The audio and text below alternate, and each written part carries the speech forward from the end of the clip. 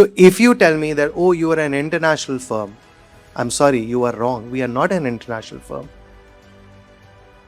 We are India's biggest global firm. If you tell me you'd like to join us because you need an opportunity to work in London, Paris, New York, I'll say, that's nice. Let's go there for a holiday, but let's come back and work in India because that's where we want to make a big difference.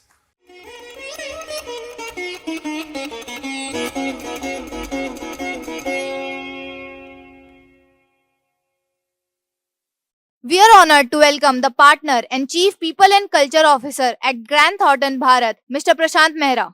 With extensive experience in organizational transformation and leadership development, he has played a pivotal role in shaping progressive, high performing workplaces. For a room filled with aspiring professionals and future leaders, this conversation could not be more relevant. Sir, it is a privilege to have you with us. Please join us in welcoming Mr. Prashant Mehra with a huge round of applause. Hi, good morning, everyone. Firstly, thank you for the opportunity to have me here. I'm extremely delighted. My father was an alumni of SRCC. I, of course, wasn't as fortunate or as intelligent enough to get admission into this college. So I graduated from Bhagat Singh, but I'm actually humbled and delighted that I've got an opportunity to come here and speak to all of you on future career prospects, but I think more about, how just to be a better person and a better professional. When people talk about consulting, they often talk about intelligence and processes and technical expertise and frameworks.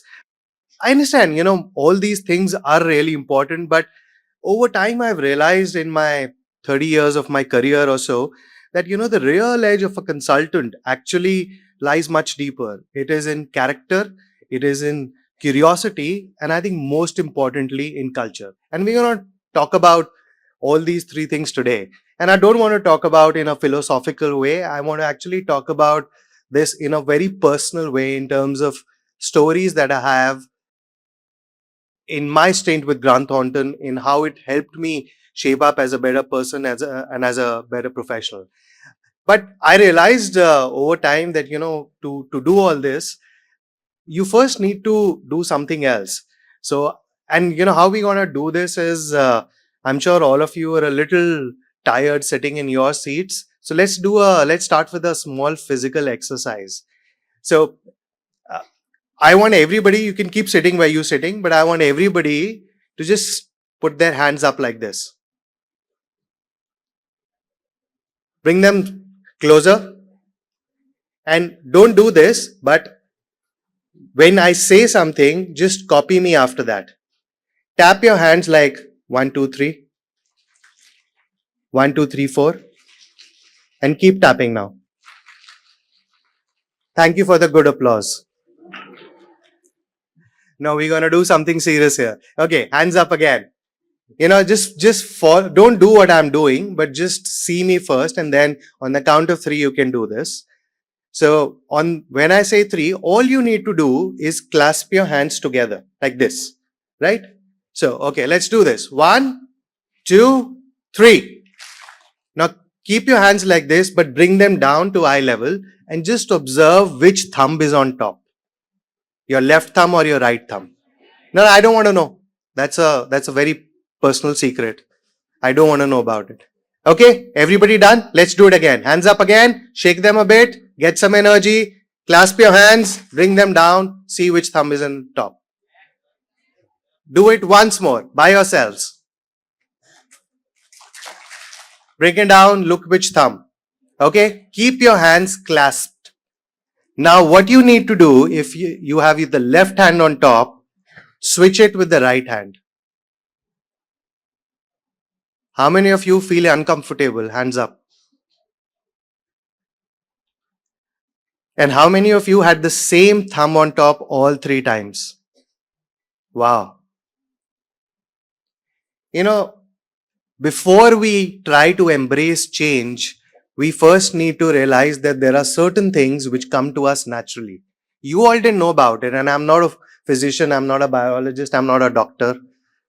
But yet I've managed to let you know that naturally when you clasp your hands, one thumb comes on top. And just switching thumbs makes you uncomfortable. Yes or no? If you want that change, the first thing that you need to do is first learn something about yourself, attempt the change. But what you need to be cautious of is that that change will definitely make you uncomfortable. And that's exactly what happened. Can you imagine just changing your thumb can make you feel so uncomfortable? So when you actually embrace the real change, what will happen? That's a life lesson. You need to be conscious of that. You're just beginning your professional journeys outside of college. And unless and until you realize this, you will not be able to make that difference. But let's move on to, the three things that I talked about: curiosity. So when I joined Grant Thornton, it was typically a typical audit and tax firm. I was someone who co-founded advisory for Grant Thornton along with our then CEO. And of course, it was a early place, so they used to keep me occupied with odd jobs. Sometimes they used to say, go and do an internal audit, go and do a asset verification. So one of the partners, who, God bless his soul, is no longer with the firm, he asked me to go for an internal audit inspection. And because I had time available to myself, so before I was going there, I started asking him a lot of questions. And he very patiently listened to me. And when I was leaving the room, he said, "तुम बहुत सवाल पूछते हो." So, and I told him, I said, "Sir, would you want that to change?" He said, "Do anything, but don't change that. Don't stop asking questions." And while I was doing that, I realized that this is probably the right thing. We all don't ask too many questions, and I need to ask even more questions. Well, you know, uh, they say that curiosity thrives when people feel empowered, and I think he did his bit to empower me. And to I challenged my thinking because I also thought that it was a safe place. He made me feel safe. That's what psychological safety is about. And all that helps you gain that confidence because you know that your voice actually matters. And because I used to ask so many questions, I used to get in trouble every time.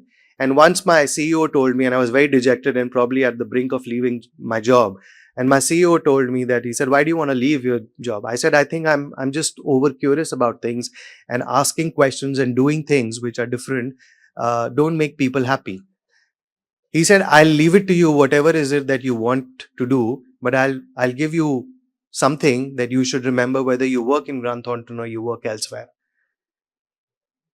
He said, "Always ask for forgiveness, don't ask for permission, because you won't get any." And that's what I want to tell you, that if you believe the price to pay for your curiosity is actually forgiveness, that's fine. Ask for it. Because if you ask for permission, the world will do what the norm is, and that will not bring about that change that you may want to bring. The next thing that I want to talk about is character. And I have a very interesting story. So, I helped a company list on the London Stock Exchange. And obviously, it was good times. You list on the London Stock Exchange. But after that, the Lehman Brothers crash happened and the company started doing not so well.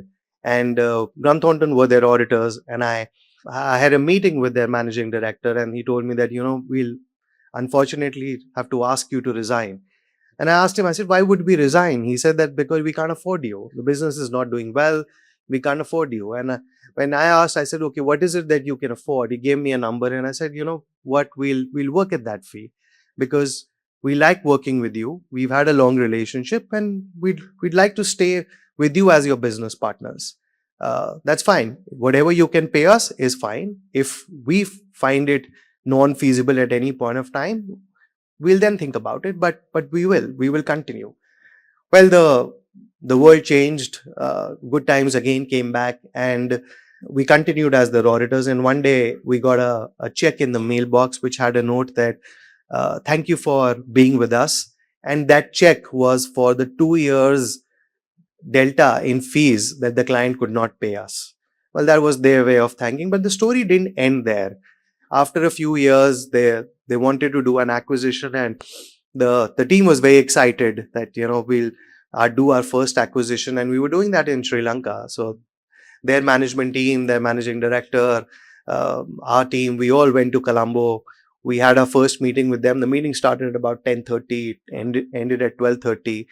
At 12:30, we had a word with our client. We said that, I think we need to call this off. This guy is bluffing us. He's not got anything. It's all on paper. I don't know what we will pay for, because we're not getting anything in return. Well, the client listened to us very patiently, and just after that tea break, he went back to the vendor and said that, unfortunately, we won't be able to go ahead. My advisors are not comfortable. And that guy obviously lost it. He told my client, he said that, I don't think so you'll be ever successful in life, because, you listen to your advisors too much. They're after your money. My client took a pause, and in front of us, he told that person, he said, I don't think so they're after my money. I think you are after my money, because they've been with me when I had no money.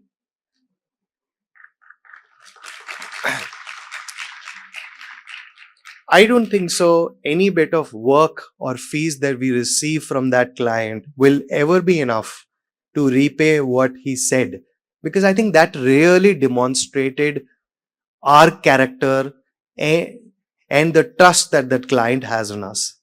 If we keep building relationships on the basis of expertise and competency and intelligence, I don't know if that will really pay off for a long period of time.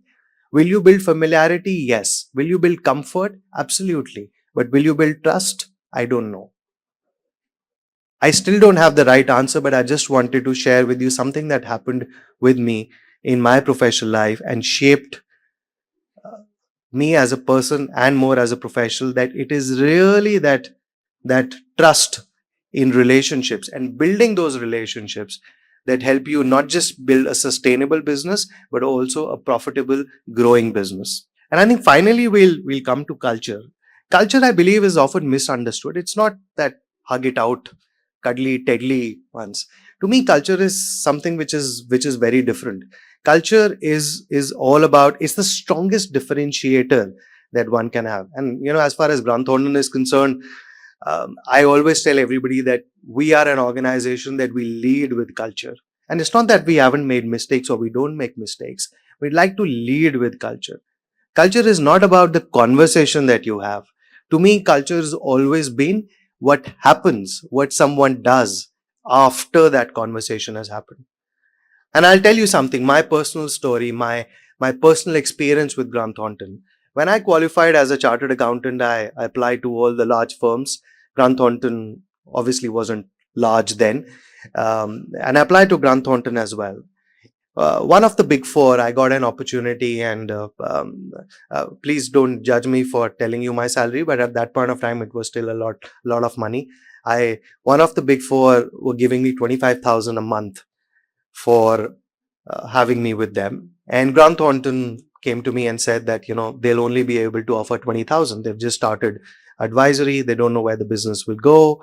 But they also made a promise. In fact, my CEO himself made a promise to me. He said that, if all goes well, we'll match what the others are paying you. It's something that I liked about Grant Thornton. The vibe was nice. I liked the hunger. I liked the opportunity. I liked the space they were in, which is the niche mid-market space. I went for Grant Thornton, and obviously, people say things that I'll match this, I'll do that, but we all know it doesn't happen. This was December of 2002. May of 2003, it was my birthday. When I came into the office and I sat on my seat, I had two envelopes sitting there. And I opened one envelope, and in that I had my appointment letter, which was torn into two pieces. Obviously, I thought that, I've done something really, really wrong. I've lost my job. I told you earlier, I was in the habit of asking too many questions, and I thought I've probably offended somebody, but I thought I've lost my job. But when I opened the second envelope, it had my employment letter there. And I was wondering, I said, why would they tear one and give me another one? But when I read that carefully, it had my salary as 25,000 there. They not just kept their word, they actually reinstated my salary from the day that I joined. They kept their promise and paid me 25,000 from December of 2002. If that is not culture, I don't know what is. Because as I mentioned, culture is not the conversation, which could have ended. And if they hadn't compensated me, it would have been perfectly all right to me. Culture is what happens when a conversation is over, what somebody does about it.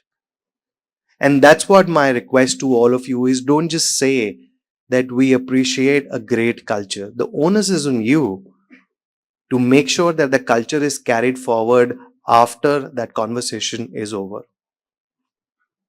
And that's at least, what I've always tried to do at Grant Thornton, and told my colleagues that this is what we need to do. We need to lead with culture. It is definitely the biggest differentiator. I've personally recruited about 25 partners almost on a annual basis for the last few years. Since the pandemic, would have probably taken in about 150 partners and interviewed many more. Of just those 150 partners who've come into the firm, when I asked them that, I said, once you've joined us, if you look back, what do you think has been your single biggest reason to join the firm?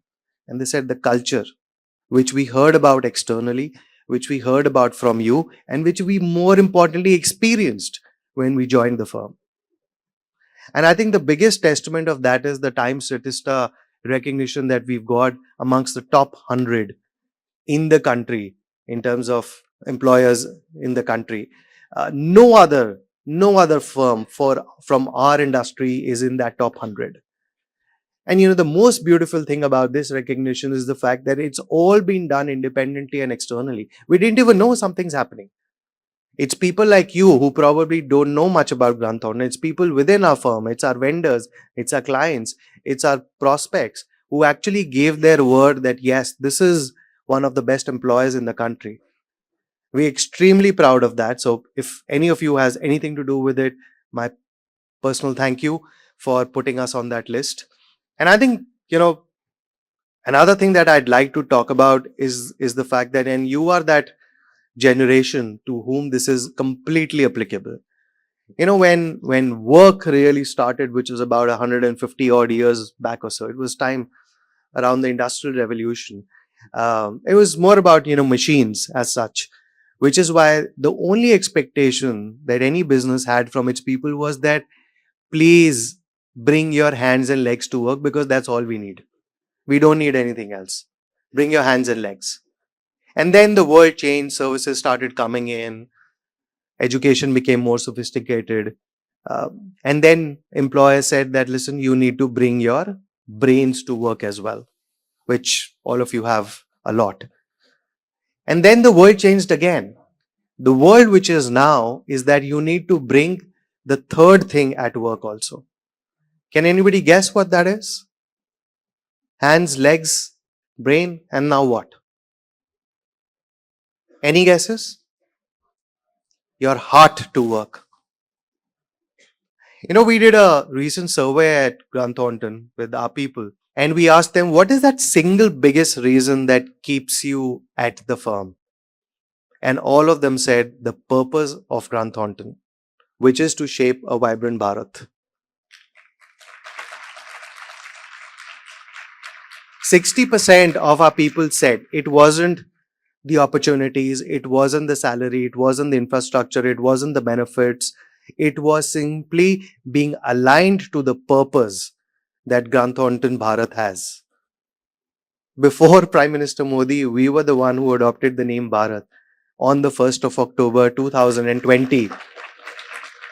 When we said that we don't want to continue with Grant Thornton India and we want to rename ourselves Grant Thornton Bharat. And it's not just a motherhood statement. We are doing that not just on paper, but on the ground.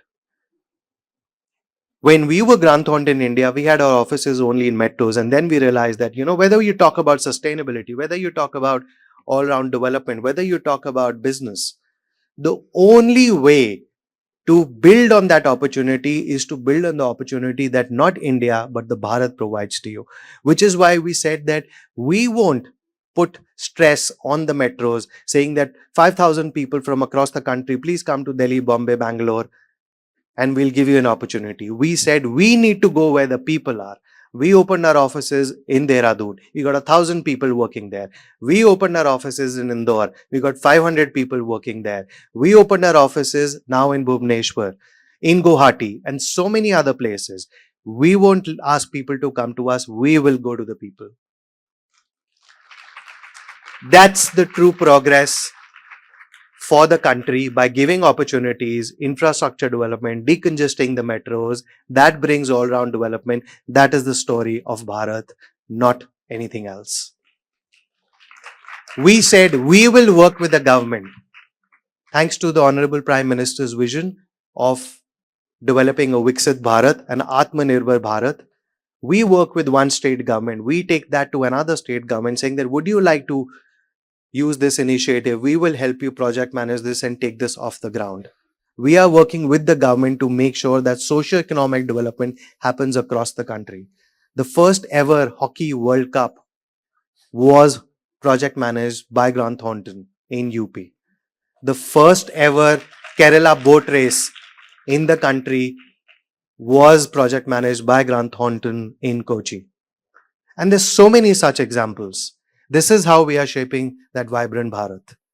We don't cater to the large corporates. I mean, we do work with them, but that's not our niche because we work with the dynamic companies, with the mid-market. That's where the opportunity is. These are the people who will become tomorrow's multinational. So if you tell me that, oh, you are an international firm, I'm sorry, you are wrong. We are not an international firm. We are India's biggest global firm. If you tell me you'd like to join us because you need an opportunity to work in London, Paris, New York, I'll say, that's nice. Let's go there for a holiday, but let's come back and work in India because that's where we want to make a big difference.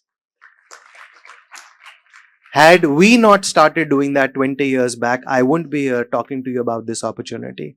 And I think more than anything, you owe this to your country, to your college, to yourself. You need to stand where I'm standing 10 years perhaps or 15 years later, standing here selling, talking about that story, that opportunity, that impact that you've helped create in the country.